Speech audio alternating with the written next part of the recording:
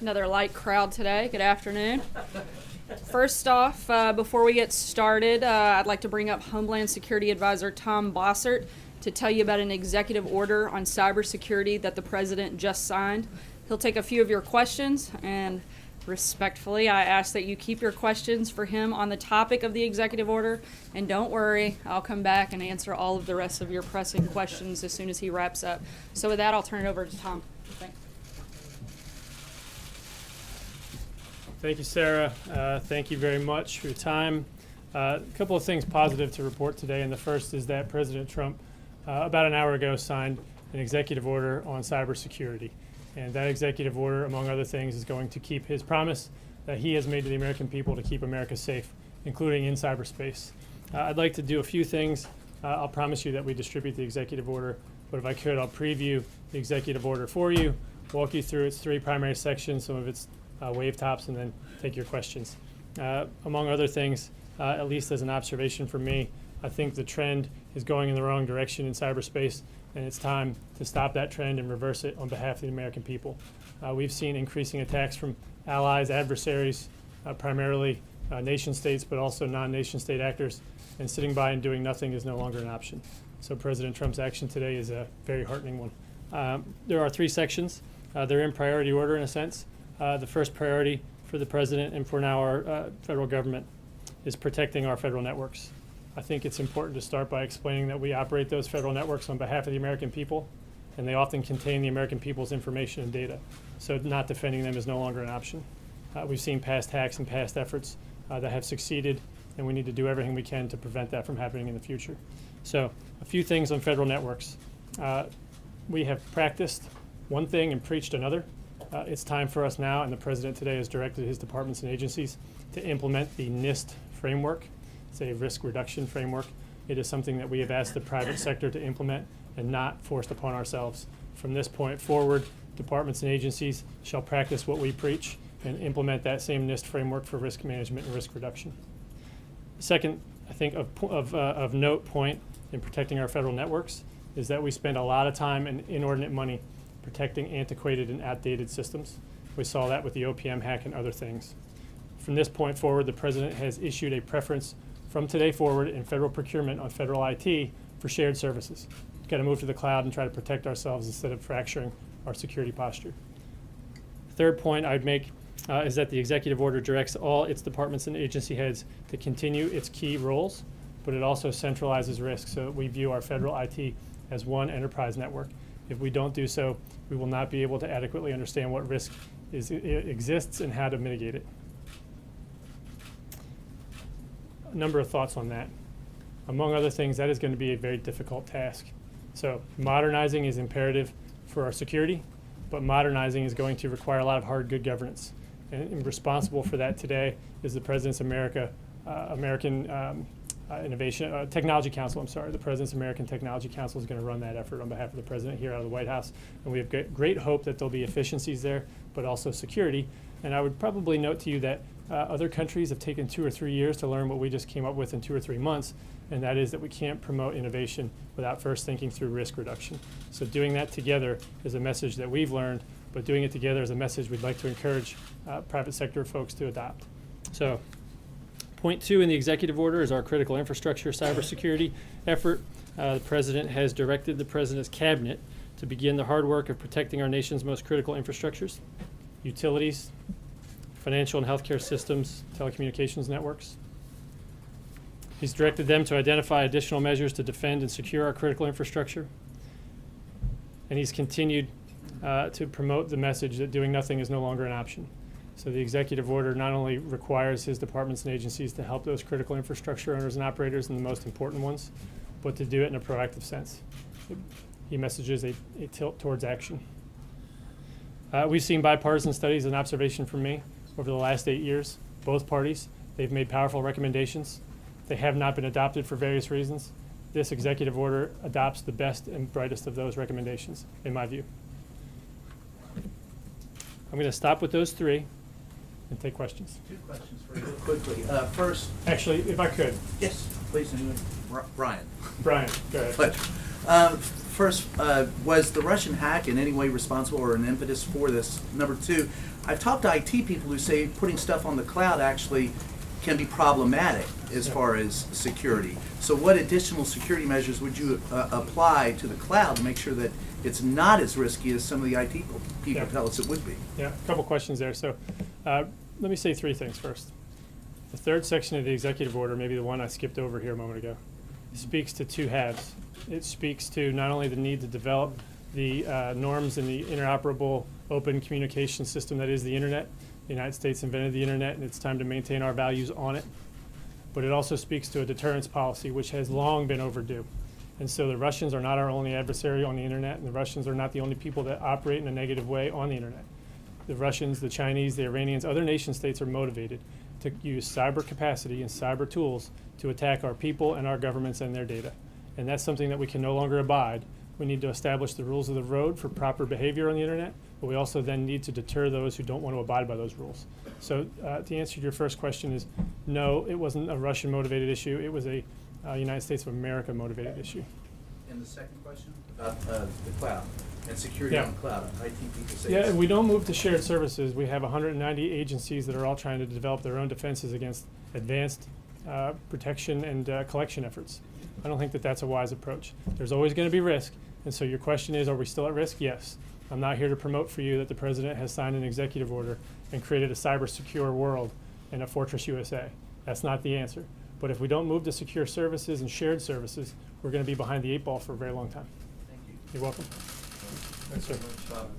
You said sitting around doing nothing. Is it your contention that the Obama administration, that was its approach to cybersecurity, sitting around and doing nothing? Question one. Number two, you talked about one enterprise network. Does that mean every system throughout the federal government, under this executive order, the ambition is to make them all the same or protected in the same way? No. So I'll answer them in reverse order if I can. What we need to do is view the federal government as an enterprise, as opposed to just viewing each department and agency as its own enterprise. So the Department of Homeland Security and Secretary Kelly will play a large and leading role in this effort in implementing the President's executive order. Has an enterprise, and their enterprise network covers 340 or so thousand employees and their contractors and so forth. They are responsible, and that secretary of each department and agency will remain responsible for securing those networks. But we need to look at the federal government as an enterprise as well, so that we no longer look at OPM and think, well, you can defend your OPM network with the money commensurate for the OPM responsibility. OPM, as you know, had the crown jewel, so to speak, of our information on all of our background and security clearances. So what we'd like to do is look at that and say that is a very high risk, high cost for us to bear. Maybe we should look at this as an enterprise and put collectively more information in protecting them than we would otherwise put into OPM, looking at their relevant importance to the entire enterprise. No, not just their budget, but based on what they do. So each department and agency has a responsibility to protect its own networks, but they now have a responsibility to identify their risk to the White House, to the president, so that we can look at what they've done, and just as importantly, what risk they know they're accepting, but not mitigating. There's a lot of identified risk, but there's also a lot of identified and not remediated risk. So that mitigation strategy is going to have to come through a centralized place. We've seen other countries, Israel and others, adopt a centralized view of risk management and risk acceptance decisions. So that's the answer to your question. The second question, though, maybe is that Doing nothing. yeah. So Was that the previous administration's approach from your vantage point? yeah, no, I think that the observation is that we have not done the basic block and tackling, right? Of thinking of the internet as something that the American people benefit from. I think what we've done is focus on the federal IT portion of it. I think that a lot of progress was made in the last administration, but not nearly enough. I think we're going to change that. And I think looking at this from the perspective of a deterrent strategy, to be honest, yes. I think the last administration should have done that, had an obligation to do it, and didn't. Sir? A little bit like deterrence. I was wondering if the administration has a view on what might constitute an act of war with regard, what kind of cyber attack might constitute an act of war. Yeah, there's a whole lot that we'll talk about in terms of what constitutes a cyber attack, what's war and what's not war. The Talon Manual and other things are important, but I think the most important answer to your question is that we're not going to draw a red line on cyber war at this point today. It's not within the direct scope of the executive order, but it also would violate, I think, the president's primary mission to me to not telegraph our punches. If somebody does something in the United States of America that we can't tolerate, we will act. Sir? You said that the point goal of this is to secure the internet. You talk about the internet as something that Americans use and enjoy. Well, the technical standards for most things on the internet are put together by many international standards organizations and engineers and things like that that often aren't in the United States. Has there been any talk of outreach to these sorts of bodies to try and build in security into the next generation of protocols? Yeah, absolutely. So the message here is not just protecting the people of America. We have an America First perspective, but the idea of having like-minded people with similar viewpoints, like our allies, developing with us the open, operable internet is something key to figuring out how we will define what is and is not acceptable. We can't cut off the internet at our borders and then expect it to operate in a viable way. And if there are good ideas coming out of Germany, then we'll take them. If there are good ideas coming out of Peoria, we'll take them as well. Council, I- you mentioned What the, is the mentioned the American Technology Council a short time ago. We really don't have much of an indication if there's any going to be like significant Silicon Valley or tech leaders who are going to be coming here. We know that there have been reports the president's had a few phone calls with someone like Mark Zuckerberg. Can you enlighten us a bit? Who can we expect to see here coming to the White House next month? Can we expect to see someone like Mark Zuckerberg working closely with the administration when it comes to that council? Yeah, so let me go backwards a little bit. Instead of telling you who the president did and didn't talk to, I'll probably get that wrong anyway.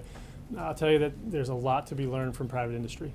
And among other things, that stuff needs to come into the White House in the appropriate way. And so we talk on a regular basis to leaders, some that are technical leaders, some that are business leaders.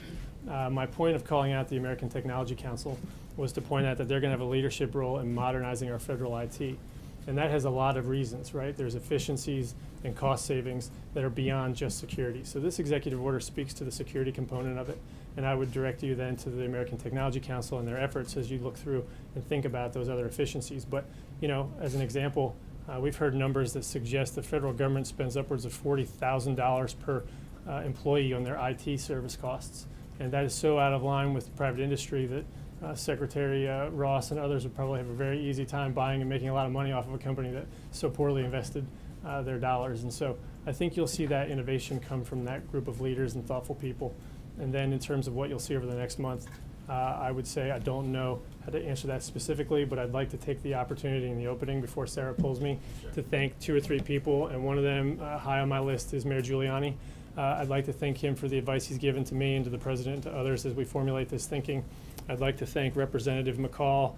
I'd like to thank a few other members of Congress, Representative Ratcliffe and Hurd, Representative Nunez, Senator Collins, Senator McCain in particular, Senator Byrd and White House. Burr and White House. There's a number of people that have provided thought leadership, have taken action, have passed legislation, all those things that we've liked, and that has improved our cybersecurity over the last 8 years. So I don't want to be critical of things that have happened over the last 8 years, but I do want to look forward to improvement.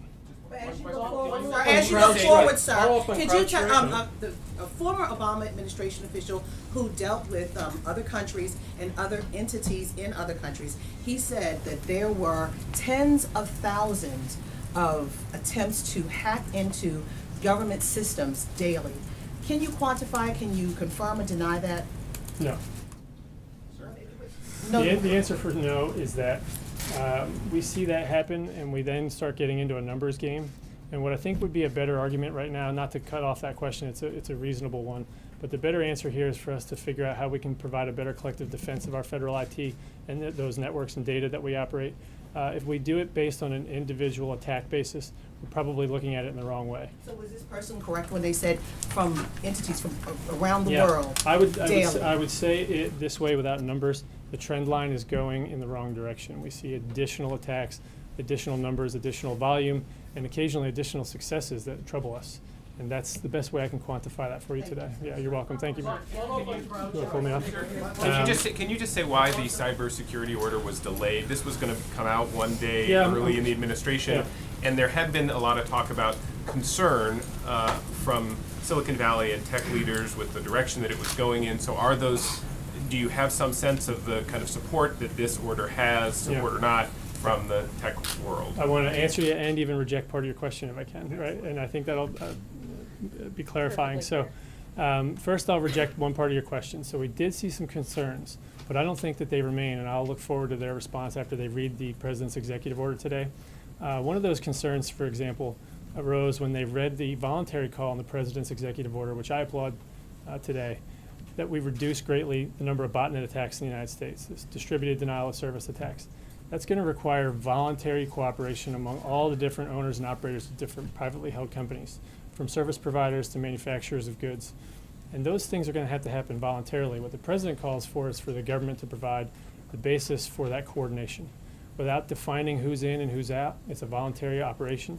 But we know that they have the technical capacity, if they have the will, to come together on behalf of the American people and reduce those botnets dramatically. And the president's calling for them to do that.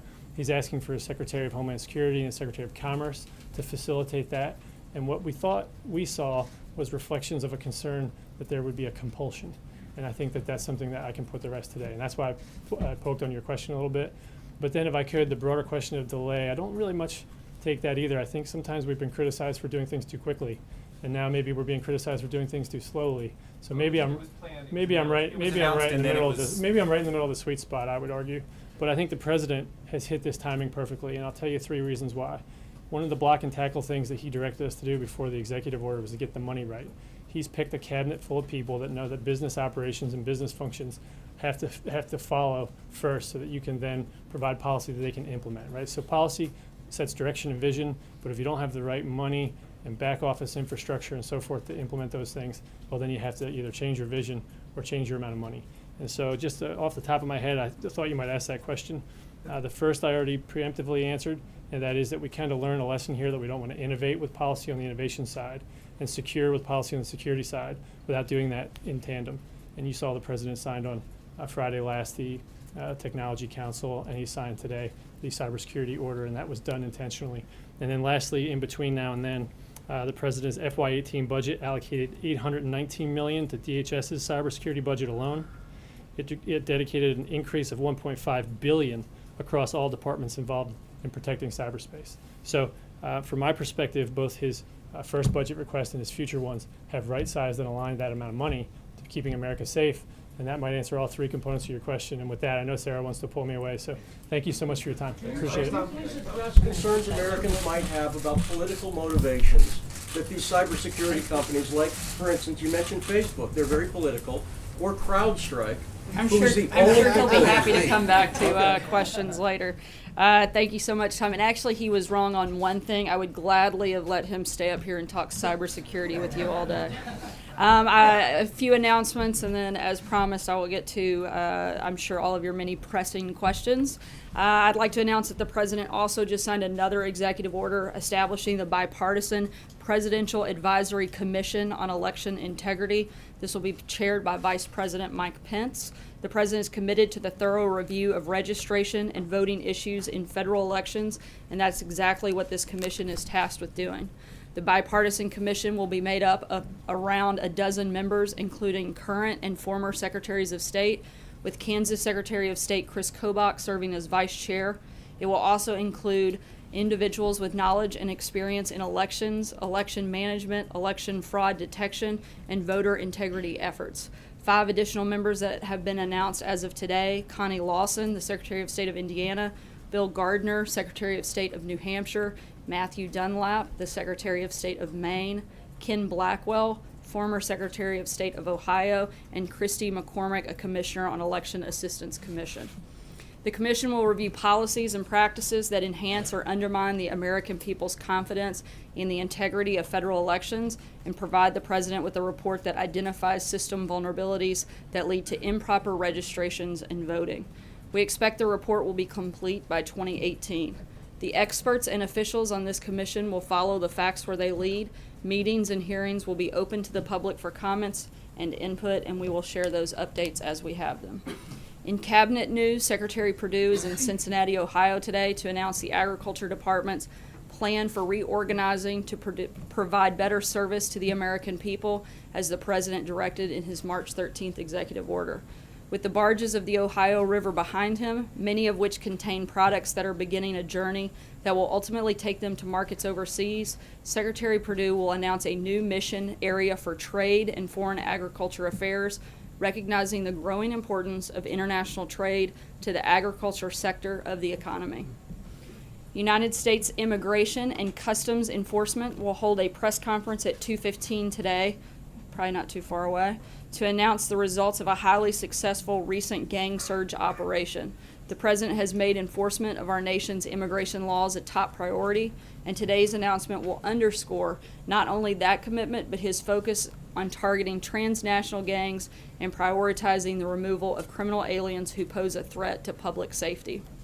Also today, Secretary Mattis met with the Turkish Prime Minister in London to discuss a range of bilateral security issues, and the Secretary reiterated the United States' commitment to protecting our NATO ally, and both leaders affirmed their support for peace and stability in Iraq and Syria.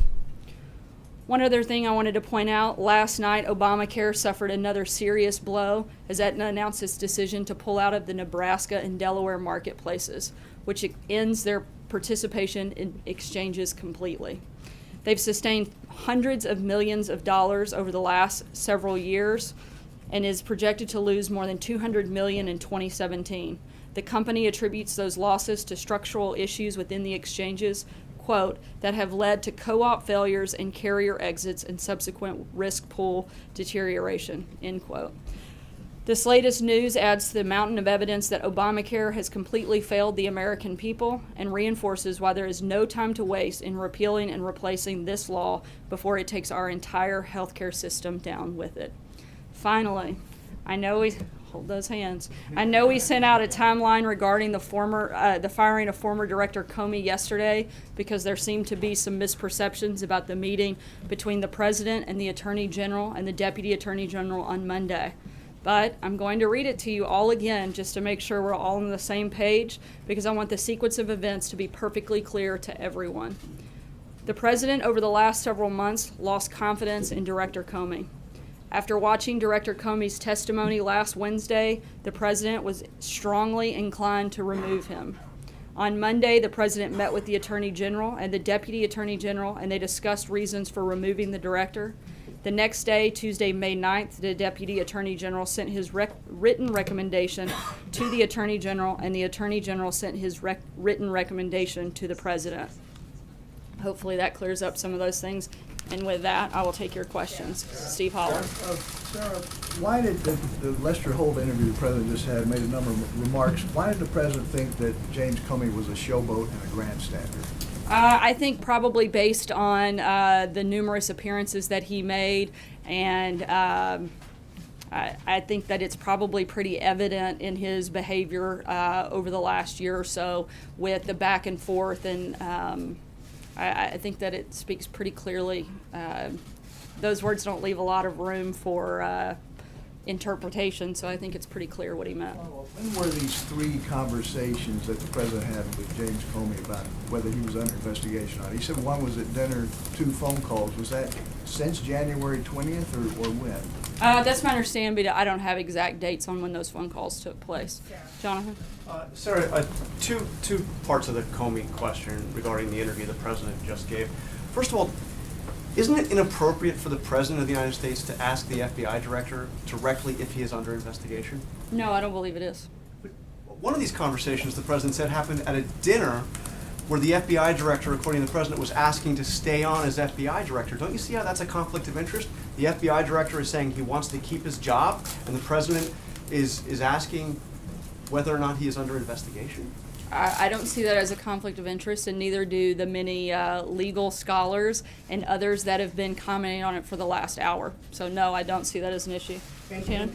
Sarah, the other thing I wanted to ask you about is, I asked you directly yesterday. 3, I think, now. This different subject related to Comey. I asked you directly yesterday if the President had already decided to fire James Comey when he met with the Deputy Attorney General and Attorney General. And you said no. Also, the Vice President of the United States said directly that the President acted to take the recommendation of the Deputy Attorney General to remove the FBI Director. Sean Spicer said directly it was all him, meaning the Deputy Attorney General. Now we learn from the President directly that he had already decided to fire James Comey. So why were so many people giving answers that just weren't correct? Were you guys in the dark? Was the Vice President misled again? As happened I know you'd love to report that we were misled, and we want to create. Hold on, Jonathan. I let you finish and read off every single one of those statements, so Unless you want to trade places, I think it's my turn now. I think it's pretty simple. I hadn't had a chance to have the conversation directly with the president to say. I'd had several conversations with him, but I didn't ask that question directly. Had you already made that decision? I went off of the information that I had when I answered your question. I've since had the conversation with him right before I walked on today, and he laid it out very clearly. He had already made that decision. He'd been thinking about it for months, which I did say yesterday and have said many times since. And Wednesday, I think, was the final straw that pushed him, and the recommendation that he got from the Deputy Attorney General just further solidified his decision. And again, I think reaffirmed that he made the right one. But was the vice president in the dark too? This is important. Was the vice president in the dark too? Nobody was in the dark, Jonathan. You want to create this false narrative. If we want to talk about contradicting statements and people that were maybe in the dark, how about the Democrats? Let's read a few of them. You want to talk about them? Here's what Democrats said not long ago about Comey. Harry Reid said Comey should resign and be investigated by the Senate. Senator Chuck Schumer said, I don't have confidence in him any longer. Senator Bernie Sanders said it would not be a bad thing for the American people if Comey resigned. Nancy Pelosi said Comey was not in the right job. Former DNC chair Debbie Wasserman Schultz said that she thought Comey was no longer able to serve in a neutral and credible way. President Obama's advisor Valerie Jarrett reportedly urged him to fire Comey.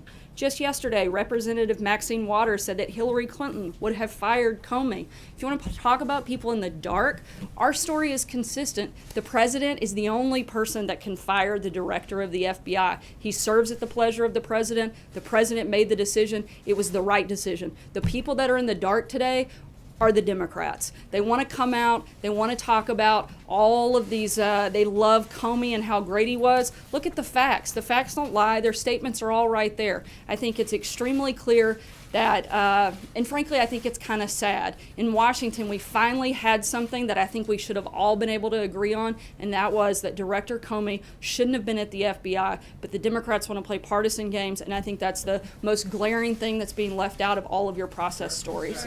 John Roberts. Sarah, you said from the podium yesterday that Director Comey had lost the confidence of the rank and file of the FBI. On Capitol Hill today, the acting director of the FBI, Andrew McCabe, directly contradicted that.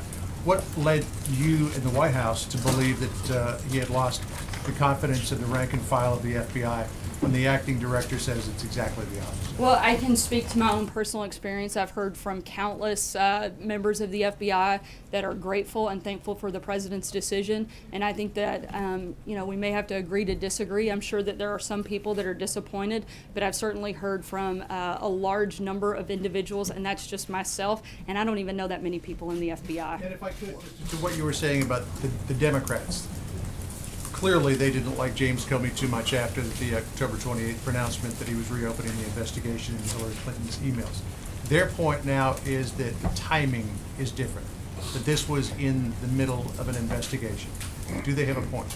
Not at all, and I think Mr. McCabe made that point far better than I could today when he said that there's been no impediment to the investigation. And as I said before, any investigation that was taking place on Monday is still taking place today. So I think that's, again, another sad story by the Democrats that they're trying to peddle. Mara. Thank you. Another comment from the hearing today. The acting Deputy Attorney General said, McCabe said that he considers the investigation into Russian meddling in the election to be highly significant. In the past, the president has said that the investigation was a hoax, and he's questioned even recently whether maybe it wasn't Russia, it might have been China. Does the president consider this investigation to be highly significant?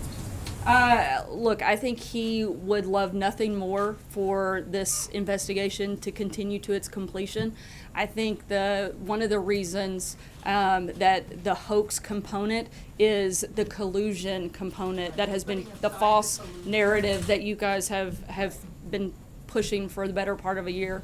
I think that's the piece that he is repeatedly talking about being the hoax. But in terms of the threat to national security, does he take that seriously? Does he think that's significant? Putting aside the collusion question. Of course he takes national security seriously.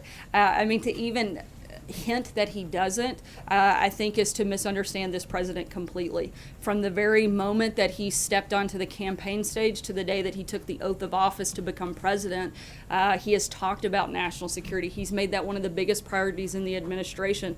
You just saw Tom Bossert here talking about cybersecurity on all fronts, whether it's securing the border, whether it's protecting people abroad here. The president has been focused on national. During the election was a threat to U.S. national security. You know, I haven't had the chance to ask him about that. I think we're still waiting on the final conclusion of that investigation. He doesn't know. Look, I think any time we have somebody interfering with our election, that would be considered a problem, and I think the president would certainly recognize that. Matthew? Two questions. First, as has been mentioned, Vice President Pence yesterday said the firing was based on the recommendation of the Attorney General and Deputy Attorney General. We know now that that's not true. Was the Vice President misled again, or did he mislead the American people? I believe I've answered that question. Thank you. If you have, I don't think I caught it, because the Vice President said yesterday that the President chose to accept and support the decision of the Deputy Attorney General and Attorney General. He certainly accepted the deputy attorney. Yeah, but that doesn't mean that he wouldn't still accept his recommendation. I mean, they're on the same page. Like, why are we arguing about the semantics of whether or not he accepted it? They agreed. I mean, I'm not sure how he didn't accept the Deputy Attorney General's recommendation when they agreed with one another. So if I may just switch topics slightly. If the president knew he was going to do this, why ask for those memos to begin with? Why not just fire Comey? Why have these memos put out and then explain that he did it because of the memos, but then say that he was going to do it either way? I'm confused as to why we even got those memos. Look, I think he wanted to get the feedback from the Deputy Attorney General, who the director of the FBI reports to. Again, it further solidified the decision that he had made. The only person that can fire Comey was the president. He made that decision. It was clearly the right one, as evidenced by all of the comments, both by House and Senate Democrats, Republicans, and many people within the FBI. I think instead of getting so lost in the process, did this happen at 12:01 or 12:02? Did he fire him because he wore a red tie or a blue tie? He fired him because he was not fit to do the job. It's that simple. This shouldn't be a complicated process. The president knew that Director Comey was not up to the task. He decided that he wasn't the right person in the job. He wanted somebody that could bring credibility back to the FBI. That had been lost over the last several months. The president made that decision. He made it. He moved forward. It was the right one. I don't think that, the back and forth makes that much difference. Sarah, did you call on me? Yes, I'm sorry. Okay, thank you. Sarah, going back to what you said about Democrats, there are some Democrats that say that Comey should have been fired, but they're questioning the timing. Why now? Even though the Deputy Attorney General did do that, they're questioning why now. He could have waited. I think that I've answered this. I hate to, again, just keep repeating myself, but we're kind of getting lost on the same questions here. He had decided that he wasn't fit. There's never going to be a good time to fire someone, whether it's on a Tuesday or a Friday. Day one when he comes in. He decided he wanted to give Director Comey a chance. He did, and he felt like he wasn't up to the task. And then last question. Monday, Sean Spicer, when he was at the podium, he said after the testimony with Clapper and Yates, he said, he talked about there was no collusion from what Clapper said, but he also said that there needs to be a timeline when the Russia investigation ends. And then yesterday, you said it should continue. Which one is it? Should it continue or should it end? Because Spicer said the president wanted it to end Monday, and now yesterday you said it should continue. I mean, I'm just trying to find out which one it is. I've said that we want it to come to its completion. We want it to continue until it is finished, which we would like to happen soon, so that we can focus on the things that we think most Americans, frankly, care a whole lot more about. I think the people in this room are obsessed with this story a lot more than the people that we talk to and we hear from every day. We'd like to be focused on the problems that they have. That's the point, is we'd love for this to be completed, but we also want it to be completed with integrity. And I think that was one of the other reasons, frankly, that I think that the decision the president made was the right one, because I think it adds credibility and integrity back to the FBI, where a lot of people, frankly, were questioning it. Sarah. Go ahead, Sue. We now know the president fired the FBI director with more than 6 years left on his 10-year term because he was a showboat, a grandstander. How important is it that the next FBI director not be a showboat or a grandstander? And how important is it that this person show loyalty to the president? I think that the main factor that they're looking for is that they're loyal to the justice system, they're loyal to the American people. This president is looking for somebody who can come in that is independent and has the support, I think, across the board, whether it's Republicans, Democrats, members of the FBI, and certainly the American people. Again, it wasn't just one thing that caused the president to make this decision. A large part of why he made this decision was because he didn't feel like Director Comey was up to the job. He had watched, it was just an erosion of confidence that he had in his ability to carry out the tasks that needed to be done. He's looking for somebody who can do that. Jordan? Thank you, Sarah. Two questions. First, I want to follow up on what John asked about the rank and file of the FBI. Don't you think the acting director of the FBI has a better handle on the rank and file than you do? Look, I'm not going to get in a back and forth on who has a better handle. Again, I've heard from multiple individuals that are very happy about the president's decision, and I know that it was the right one. I believe that most of the people that we've talked to also believe it was the right decision to make. I want to also ask about the meeting yesterday between President Trump and the Russian foreign minister. Can you walk us through how a photographer from either a Russian state news outlet or the Russian government got into that meeting and got those photographs out? Yeah, the same way that they would whoever the president was meeting with when it comes to a foreign minister or a head of state. Both individuals have official photographers in the room. We had an official photographer in the room, as did they. Usually, media, independent media in the U.S. is typically invited into those meetings. Why didn't that happen in this case? It varies, actually, not always, particularly sometimes the protocol when it is not the head of state and prior to the president meeting with the head of state, that wouldn't always take place. So again, proper protocol was followed in this procedure. Sarah. Has the president been questioned by the FBI with regard to their investigation to Russian interference in the election? Not that I'm aware of. Does he expect to be? I haven't had a chance to ask him that question, so I don't know. I'm not going to guess on what he may expect. Major? So, at the Justice Department, there's a general protocol that discourages conversations with the President of the United States by the FBI director about anything that might involve the President. That's a general aspect of the protocol that's usually fired, to ensure that there is no confusion about political interference or any kind, or even the impression or the appearance of political influence on the FBI. That's the standard procedure. You just said here it was appropriate for the President of the United States to ask whether or not he was under investigation.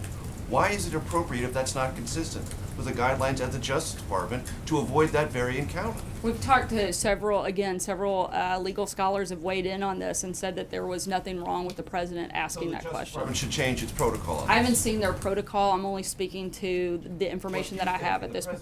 No, it's not what I think. I mean, look at the people that followed up the interview. There were multiple attorneys that came on after and specifically stated that it was not inappropriate and it wasn't wrong for the president to do so. So, again, I can only base it off. I'm not an attorney. I don't even play one on TV. But what I can tell you is what I've heard from legal minds and people that actually are attorneys, and that's their opinion. So I have to trust the justice system on that fact, too. Would you say, based on the experience that you and Sean and this communications office had Tuesday and Wednesday, that you were given all of the best information to relay to the American public through us, and your job is to relay that information to the American public, we're only intermediaries, about what happened with this firing and the rationale for it? Intermediaries. You seem to take a much more proactive approach most of the time, but I'll go with intermediaries for today.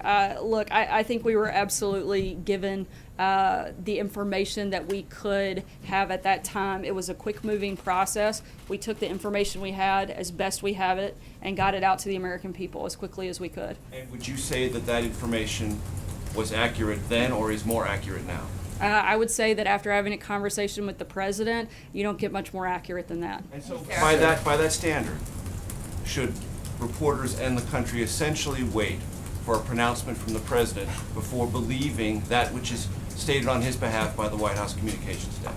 Look, Major, I'm I'm not going to get in a back and forth that we have to have like a direct quote every single time. In this process, I gave you the best information I had at the moment. I still don't think that it contradicts the president's decision. You guys want to get lost in the process. I don't believe asking you a question and getting an answer is lost in the process, Sarah, with all respect. Yeah, and I'm answering those questions. It's very simple. The president decided to fire Director Comey.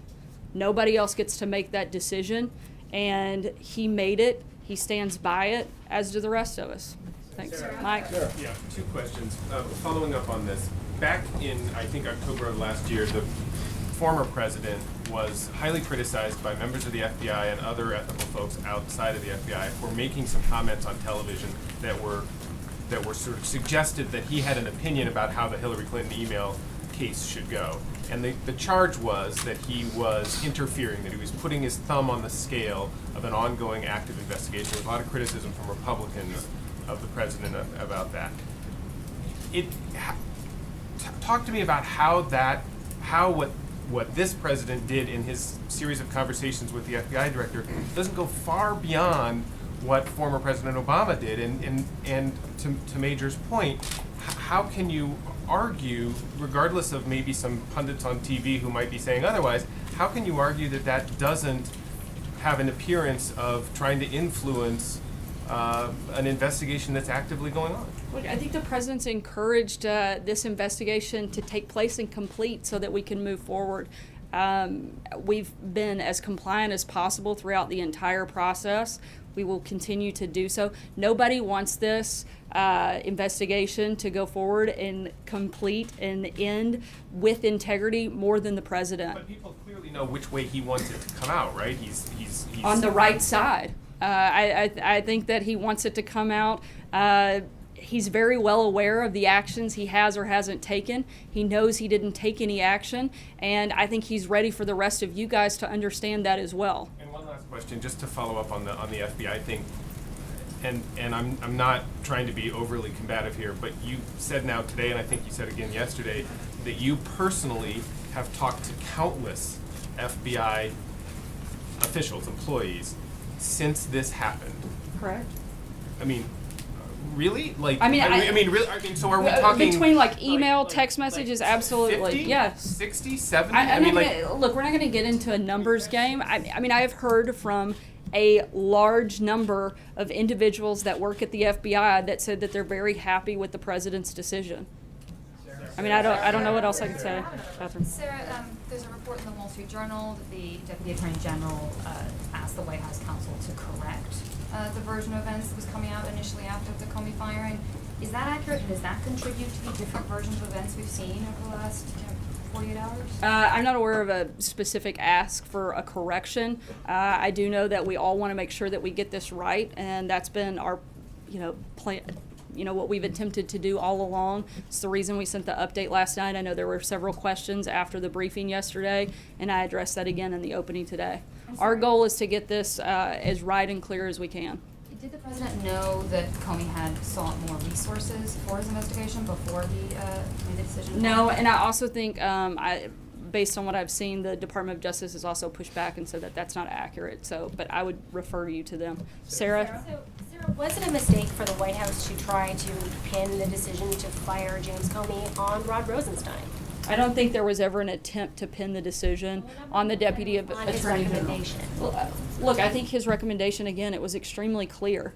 The president, though, makes the decision. The buck stops with him. Nobody's ever tried to say that this wasn't the president's decision, that he wasn't the one that carried it out, and to try to, I think, conflate those things is just not what took place. We know that the president's been thinking about this for a long time. Wednesday, it certainly, I think, expedited the director's testimony last Wednesday, and then getting the recommendation from the Deputy Attorney General, I think just further solidified the president's decision. And just to clarify one thing you said the president has encouraged this investigation into Russia. He wants to see it reach its completion sooner rather than later. How has he encouraged it if he just fired the man who was overseeing the Russian investigation? There are multiple people that are part of this, and it's not just the FBI. You've got the House committee, the Senate committee. Look, again, the point is We want this to come to its conclusion. We want it to come to its conclusion with integrity, and we think that we've actually, by removing Director Comey, taken steps to make that happen. Thanks so much, guys.